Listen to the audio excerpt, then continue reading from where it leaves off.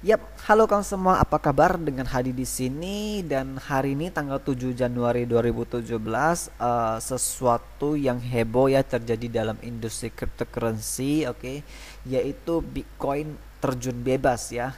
Jadi ini sesuatu yang sedang ramai dibicarakan ya dan kalian bisa melihat di sinilah ya kejatuhan lebih dari 20% terjadi dalam satu hari aja ya. Jadi ini sesuatu yang sangat gempar ya.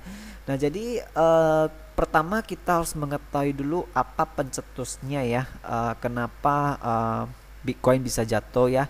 Di sini di depan layar monitor saya adalah situs saya di oneyoursona.com. Di sini saya bisa biasanya menuliskan artikel ya, selalunya sih ya menulis artikel berhubungan dengan cryptocurrency dan satu alasannya ialah adanya ya peringatan dari pemerintahan Cina ya melalui bank publiknya ya, bank sentralnya, bahwanya dia mengingatkan ya kepada masyarakat supaya berhati-hati saat melakukan investasi Bitcoin karena Bitcoin di Cina itu tidak dilegalkan ya, tidak terregulasi, oke.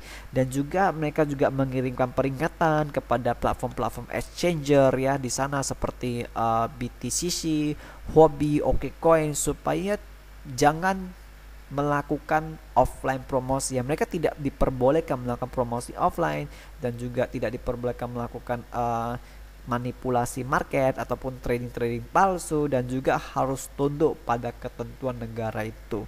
Oke, jadi dengan hadirnya peringatan seperti ini ya, satu komunitas itu khususnya rakyat di negara Cina ya, pemegang Bitcoin itu jadi goyang ya, jadi panik, oke. Ketika dia panik, maka disusullah sama sama orang-orang lainnya, pemegang-pemegang Bitcoin lainnya di negara-negara lainnya, mungkin di Amerika ya ataupun di Indonesia juga seperti itu ya. Nah, jadi menurut pendapat saya ini adalah pencetusnya tapi bukan merupakan faktornya kenapa dia bisa anjlok seperti ini. Ya, ada pencetus tapi juga ada faktornya dong ya. Dan faktor utama yang terjadi penurunan sedemikian besar yang menurut saya ya ialah diakibatkan oleh keserakahan, oke. Keserakahan, oke, simple jawabannya itu. Nah, jadi kalian bisa melihat di sini di akhir bulan 2016 ya, di bulan Desember ya, Bitcoin melonjak ya dari $700 sampai ke $900. Dan apabila itu terjadi, kalian bisa melihat lah ya di sini ya, berita-berita, TV-TV ya mulai membicarakan tentang Bitcoin, oke. Orang mulai membicarakan Bitcoin. Dan apabila Bitcoin naik lagi $900 sampai ke $1.000, kalian bisa melihat lagi apalagi nih, lebih heboh lagi ya, masyarakat semuanya mulai menuju matanya ke dalam Bitcoin ya. Mereka mulai bertanya ya, apakah Bitcoin itu uh, masih sempat nggak ya kalau saya beli sekarang ya. Orang jadi tergiur ya sama sama profitnya itu ya, sama peningkatan harganya karena belum ada ya saham-saham, bursa saham atau reksadana yang mengalami peningkatan sedemikian tinggi dalam dalam beberapa minggu saja ya. Dan orang-orang pun pada waktu itu mulai melakukan prediksi-prediksi yang berlebihan ya, seperti satu Bitcoin sama dengan $10.000 ya, ataupun nanti ada orang bilang satu Bitcoin bisa $1 juta ya, seperti itu ya. Dan apabila itu terjadi, semua itu terjadi dikumpul-kumpul ya, orang menjadi serakah ya. Jadi orang mulai menginvestkan bukan duit penting menurut saya, mulai memasukkan harta mereka, duit tabungan mereka ya demi mengejar profit itu, demi keserakahan. Jadi kalian bisa tengok lah ya, Bitcoin langsung naik ya dari $900 dari $1.000 naik sampai $1.100 ya, sehingga pada saat itu Bitcoin parity, oke, sama harga dengan emas, oke. Jadi dengan adanya pencetus ya, sedikit goncangan seperti ini ya, peringkatan dari PBOC, oke, satu market langsung goyang ya, karena sudah serakah, otomatis jadi takut dong ya, karena duit yang digunakan bukan duit bebas lagi, menggunakan duit penting. Jadi orang menjadi takut ya, dikuasai oleh ketakutan, dan sedikit sedikit berita jelek aja langsung anjlok harganya ya. Padahal kalau mau kita bilang ya, berita-berita seperti ini ya, negara Cina akan blokir Bitcoin, negara Cina tidak menyetujui Bitcoin, tidak meresmikan Bitcoin, itu sesuatu yang sudah biasa kita dengar sebenarnya ya, karena gosip-gosip seperti ini, rumor-rumor seperti ini sudah terjadi dari beberapa tahun yang lalu ya. Jadi sebenarnya bukan sesuatu yang heboh. Oke, jadi diakibatkan kesalahan itu anjloklah Bitcoin sampai seperti ini ya, sedemikian dalamnya. Oke, jadi kejadian seperti ini bukan yang pertama kali sudah terjadi ya, seperti juga di sini ya, di bulan mana nih? Di pertengahan tahun 2016, pada saat ada indikasi Bitfinex kena hack ya, padahal kena hack pun bukannya seberapa besar ya, mau dibilang besar pun enggak juga ya, cuman bisa dibilang kecil lah kalau kita bandingkan dengan volume perdagangannya ya. Dan inilah ya, karena keserakahan juga lalu ada berita hack gitu ya, sesuatu pencetusnya tiba-tiba harganya langsung anjlok ya, langsung anjlok lebih dari 50%. Tengok dari 400 ke 800 langsung jatuh lagi ke 600, jadi lebih dari 50% ya. Dan juga di sini juga pernah juga terjadi seperti itu ya di tahun 2015. Oke, ini di bulan 10 ya, Bitcoin naik dari $300, oke, naik sampai $500 ya, kemudian dia anjlok kembali ke $300, oke, baru naik langsung anjlok lagi. Jadi ini juga hal yang sama menurut saya tercetus karena keserakahan.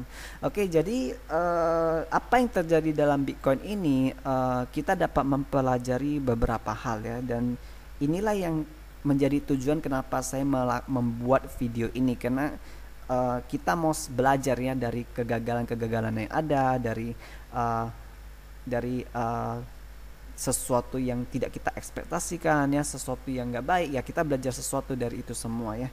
Jadi apa yang terjadi di dalam Bitcoin bukan hanya kita berbicara dengan Bitcoin, tapi keseluruhan cryptocurrency, begitu juga dengan Monero, begitu juga dengan Ethereum dan juga lain-lainnya lah ya.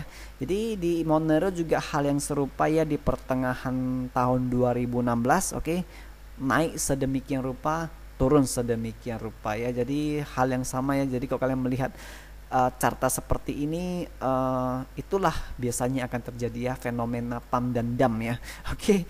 Jadi pertama apa yang bisa kita pelajari ialah jangan pernah melakukan investasi ataupun trading dalam cryptocurrency jika menggunakan duit penting ya. Gunakan duit bebas saja, karena kalau kita menggunakan duit penting, kita akan dikuasai oleh ketakutan ya. Jadi apa yang akan terjadi biasanya adalah kita beli dengan harga yang mahal dan kita jual dengan harga yang murah. Itu yang biasanya terjadi kalau kita dinaungi ya, dikuasai oleh ketakutan. Oke. Dan kedua, jangan mau mengejar market ya. Jangan kalian melihat wah Bitcoin tiba-tiba naik, wah saya mau ikutan lah. Nah, jangan seperti itu ya. Jangan ikut FOMO, jangan fear of missing out, jangan seperti orang takut ketinggalan kapal gitu ya. Nggak apa-apa ya, nggak apa-apa jika Bitcoin naik, ya sudah biar aja dia naik ya, jangan dikejar, oke? Karena kalian harus mengetahui bahwanya dunia cryptocurrency ini 24 jam tidak pernah berhenti ya, oke? Sekarang kamu mau melakukan trading bisa, besok mau melakukan trading juga bisa, jadi nggak pernah berhenti. Jadi jangan pernah takut merasa ketinggalan kapal. Masih banyak lagi kesempatan lain di depannya. Lebih bagus melakukan trading ataupun investasi yang berkualitas daripada melakukan trading yang dipicu oleh keserakahan dan juga dipicu oleh kuantitas ya. Jangan, lebih bagus tradingnya sedikit aja tapi yang berkualitas, oke? Dan nomor 3, lakukan research. Oke, kita harus sentiasa melakukan research, melakukan penyelidikan, investigasi ya. Apa sih tujuan koin itu? Apakah mereka mempunyai fundamental yang baik nggak di masa hadapan? Oke, apakah mereka mempunyai update yang terbaru, mempunyai technical development yang akan mereka dirilis? Nah, itu adalah sesuatu yang penting. Kita tahu dong apa tujuan kita melakukan investasi, apa tujuan kita melakukan trading. Oke, jangan kita hanya melakukan trading karena ikut heboh, jangan ya. Kita mengetahui apa tujuannya, oke? Apa tujuannya dan apa fundamental yang solid, oke? Jadi kalau kalian misalnya sudah melakukan research, oke? Misalnya kamu adalah seseorang yang melakukan research di Bitcoin dan kamu mengetahui bahwa Bitcoin ini sesuatu yang bisa berfungsi dan menyelesaikan kasus permasalahan yang ada di dunia dan kamu masuk di $1.000 dan kemudian anjlok, kamu nggak akan jual. Oke, karena kamu percaya untuk jangka masa panjang, mungkin 1 tahun 2 tahun yang ke depan, ini bisa naik sampai $2.000 lebih ya. Ada orang seperti itu ya, karena mereka sudah melakukan research. Dan kalau kamu ada orang seperti itu, maka kamu tidak mengalami kerugian. Kenapa? Karena selagi kamu tidak jual, kamu tidak rugi.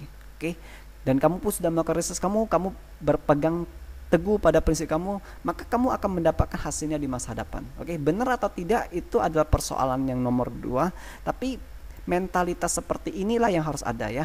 Mentalitas kita melakukan research, mentalitas kita tidak tergiur, itulah yang penting menurut saya.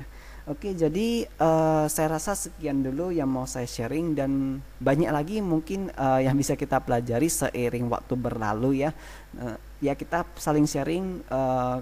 Mungkin kalau kalian berkenan bisa bergabung di grup Telegram kita. Di sana banyak juga teman-teman yang saling berbagi informasi. Saya juga belajar dari mereka ya. Kita saling belajar. Dan ini sajalah ya video yang hendak saya sampaikan untuk hari ini. Dan bye bye, dadah, sampai jumpa lagi.